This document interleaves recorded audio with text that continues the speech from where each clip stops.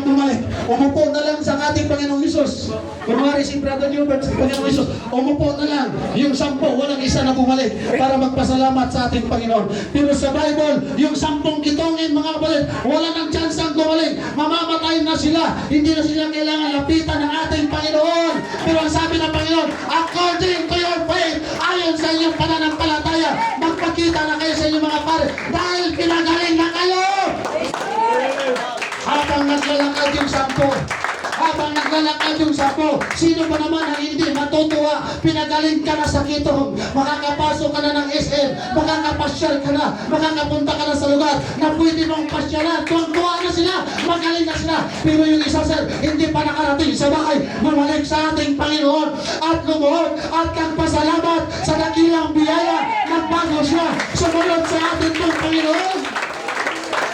Ang tektot, mga kapatid, yung taong ito, Samaritano pa, hindi Pentecostal. Samaritano, hindi siya Christian. Ang Samaritano, aso lang sa panahon nila ng ating Panginoong Jesucristo. Pero nagpasalamat siya. Bakit? Walang pinipili ang ating Panginoon. Hindi nagtatangi ng tao ang Panginoon. Hindi nagtatangi ng sakit ang ating pong Panginoon. Ano mang klaseng tao tayo, pag nakita ng Diyos, nakapwede tayong kahabagan, pinapagaling tayo ng ating pong Panginoon.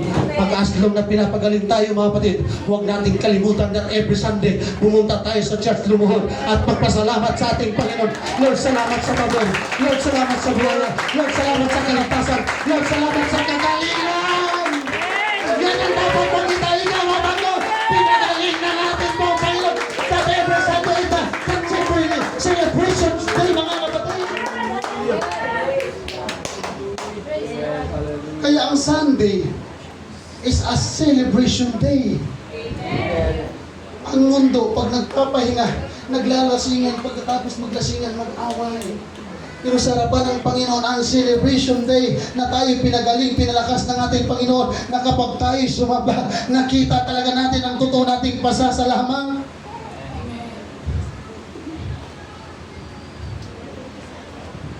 Oh, glory to God. Pagkitaas ng kamay ng lahat ng tao, nakatanggap ng himala ng ating Panginoon. Pastor, hindi ako pinagaling ng prayer eh. Hindi ako pinagaling ng Diyos. Pinagaling ako ng doktor. Ay yung tao ba? Ay yung doktor ba tao? Ang doktor ba tao? Hindi. Yung bang nire-resitang gamot ng doktor, saan galing? Oh. Yung mga gamot na ginagawa, saan galing? Sa mga pananim? Sino ba ang naglikha ng pananim? Ang Diyos. Kaya anuman ang ating kalagayan, anuman ang ating karamdaman, kahit nakarating tayo sa doktor, magpasalamat tayo sa ating pong Panginoon. At ito ang magpapagaling sa atin, ang ating pong Panginoon sa Kristo. Palagpakan natin siya. Amen. Si Zacchaeus na-transform ang buhay niya. Yung kitongin, mga kapatid, yung isa, 10 dapat sila. Pero yung isa, nagbago ang kanyang buhay. Dahil sumurinder siya at sumunod sa atin pong Panginoong Jesucristo. Mga kapatid, hindi sapat na tayo umiiyak, tayo sumasamba na umiiyak tayo. Hindi po yan sapat hanggat hindi nagbabago ang atin pong mga puso. Amen?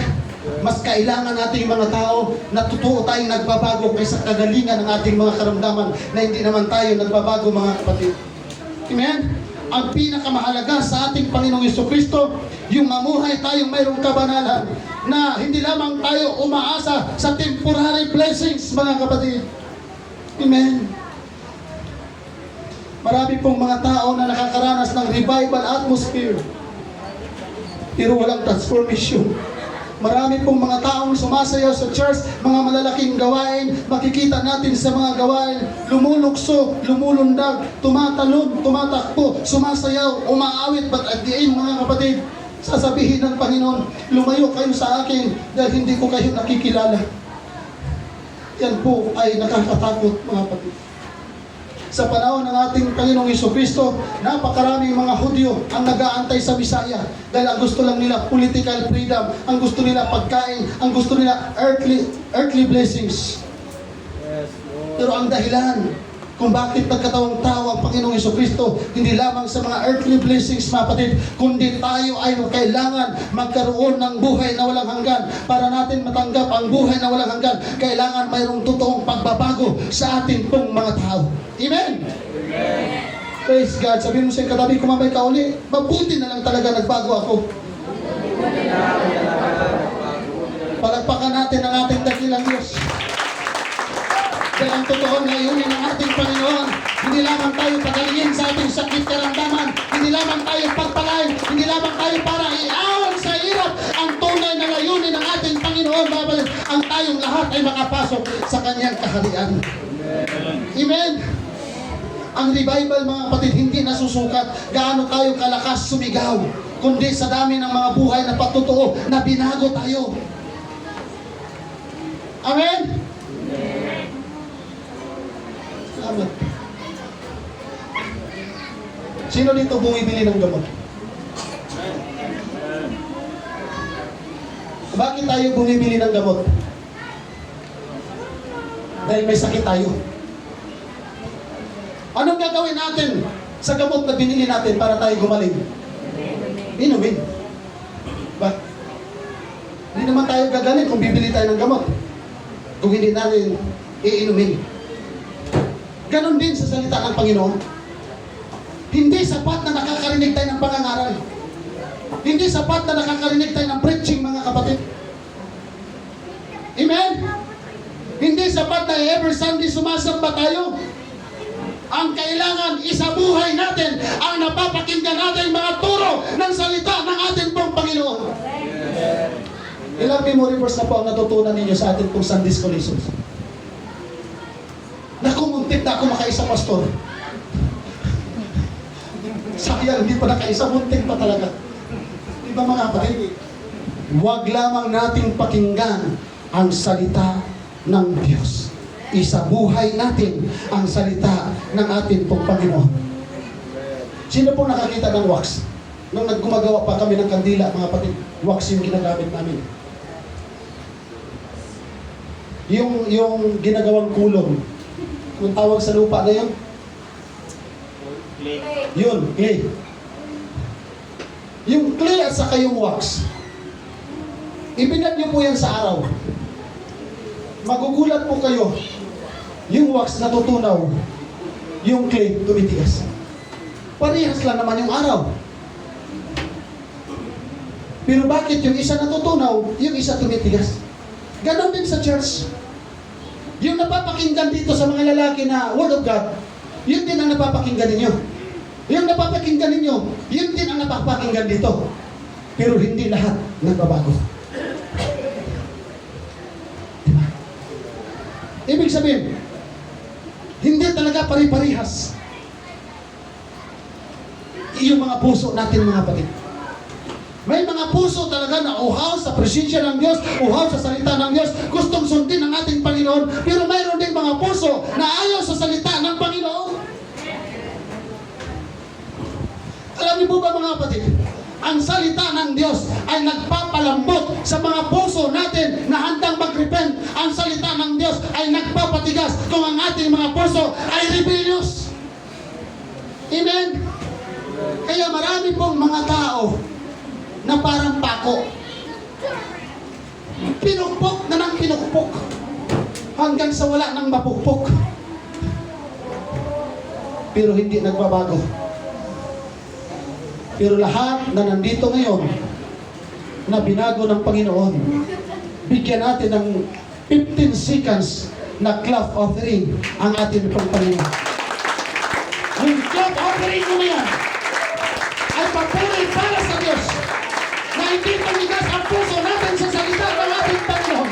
Kundi dati tayo mga rebellious spirit, pero nagbago na tayo, kaya na tayo magbabago sa ating pong Panginoon Jesucristo.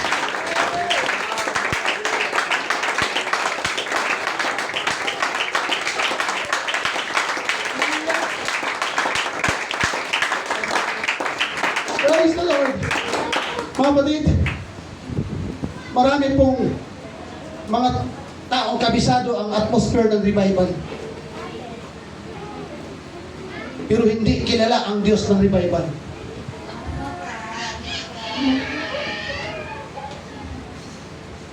Hindi po sapat na maramdaman natin ang presensya ng Diyos paminsan-minsan. Gaano ba kadalas ang minsan?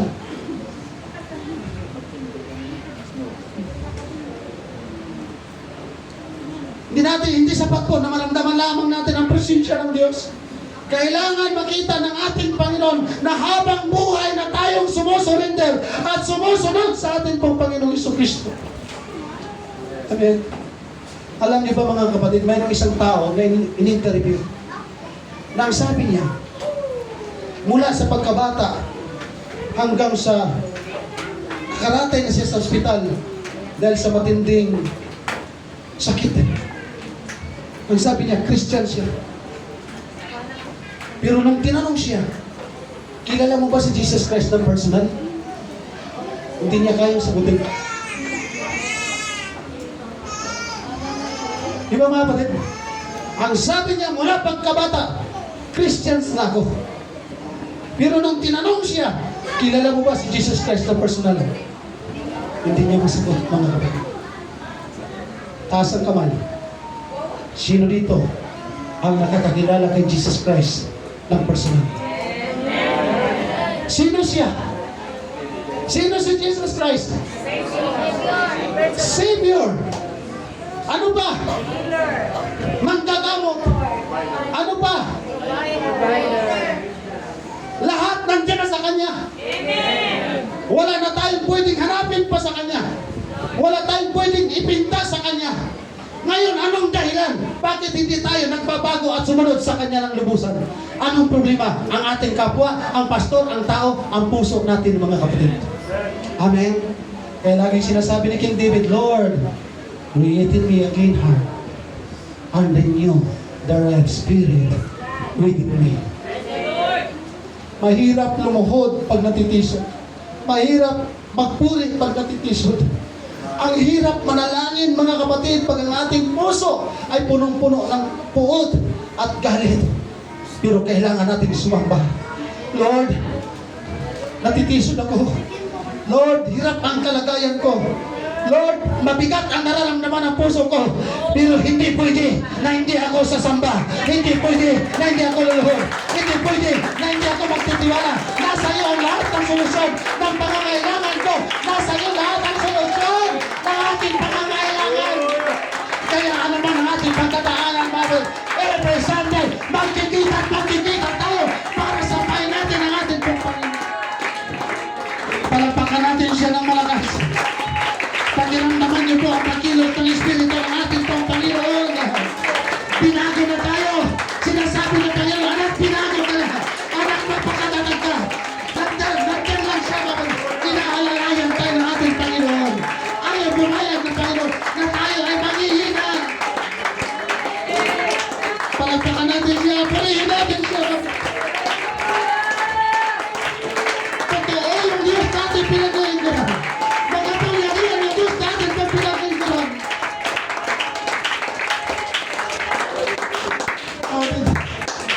Napakaraming taong sugapa sa bisyo na binago ng Diyos. Taas na kamay ng maraming bisyo. O yung mga nanay, akala nyo hindi kayo nagbibinggo dati.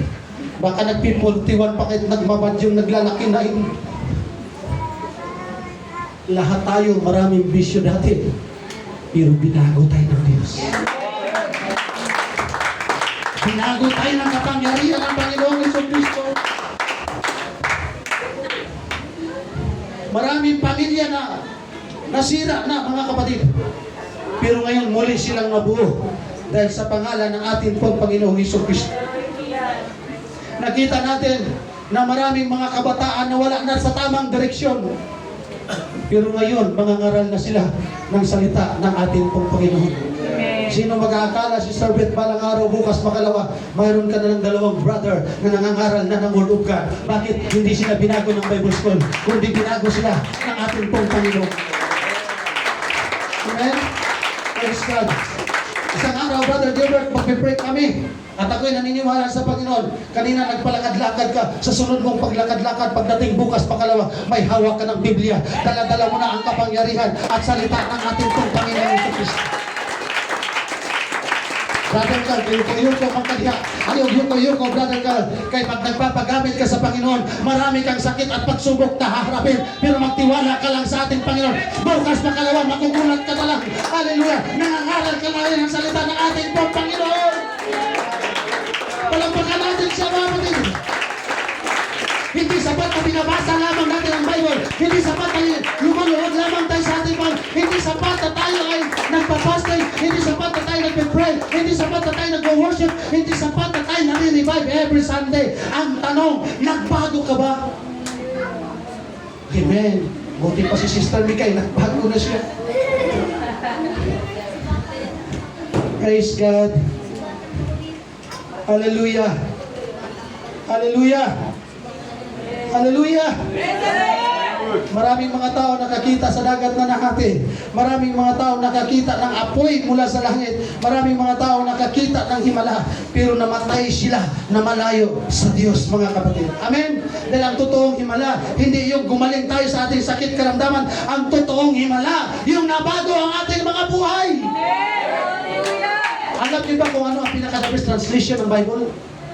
Ang lahat ng Bible, lahat ng translation, pwede nating basahin. Pero walang pinaka-the-best yan, kundi ang original. Ang pinaka-the-best, mga kapatid. Kahit hindi pa natin nabasa ang buong Bible, pero nabago na tayo sa kapangyarihan ng ating pong Panginoong Hesus Kristo.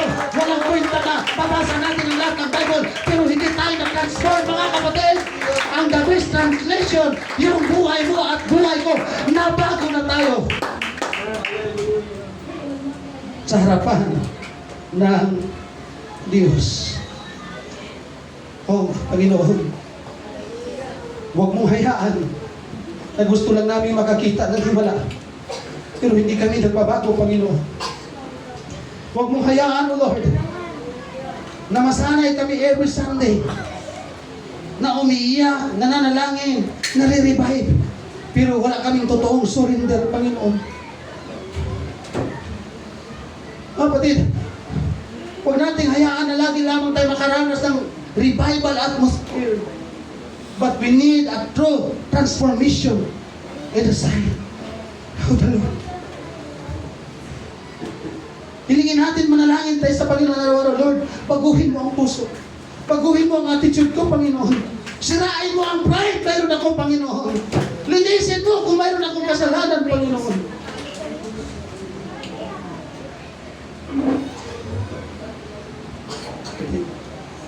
Hindi lang blessings ang kailangan natin sa Panginoon.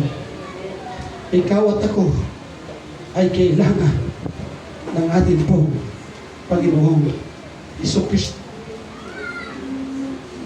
Sino dito ang umiiyak every Sunday? Umiiyak habang nananalangin, mga kapatid. Hindi po sapat na tayo umiiyak lang every Sunday. Hindi po sapat na nakakaranas lamang tayo ng revival. Amen?